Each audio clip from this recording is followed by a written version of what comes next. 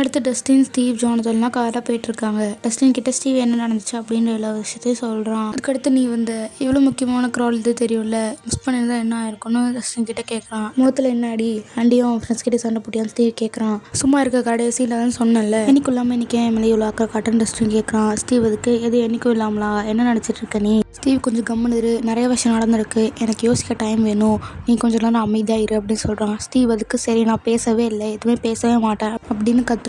ஜானத்தனுக்கு 2 பேரும் தயவு செஞ்சு கம்முன்னு இருங்க, சின்ன குழந்தைங்க மாதிரி சண்டை போட்டுட்ருக்கீங்க அப்படின்னு சொல்கிறான். அடுத்த சீனில் ராபின் வில்லோட அம்மாவை ஏதாவது பண்ணி வெளியே அனுப்பிச்சி விட்டுறா. வில்ல கூட்டிகிட்டு போய் அந்த வேக்னாவத்தை சுத்தத்துக்காக நீ ஓகேவா, இது பண்ணுறதுக்கு நீ தயாராக இருக்கியா அப்படின்னு வில் கிட்ட கேட்குறான். வில்லும் ஓகேன்னு சொல்கிறான். ஆனால் அவங்க அம்மாவை எப்படி சமாளிக்கிறதா தெரியல அப்படின்னு ராபின் சொல்கிறா. அடுத்து சேர்ந்து அந்த லேபில் இருக்க டாக்டர் கிட்ட அந்த ஆர்மி ஆஃபீஸில் ஏதோ ஒரு ஃபோட்டோ காட்டுறாங்க. அந்த பொண்ணு ஃபோட்டோவில் மாட்டுறது தெரிஞ்ச விஷயம் தானே அப்படின்னு அந்த டாக்டர் சொல்கிறா. அந்த பொண்ணு நம்ம பக்கத்தில் தான் எங்கே இருக்கா அப்படின்னு ஆர்மி ஆஃபீஸர் சொல்கிறாங்க. உனக்கு இந்த லைக் பண்ணுங்கள், சப்ஸ்கிரைப் பண்ணுங்கள். தேங்க்யூ.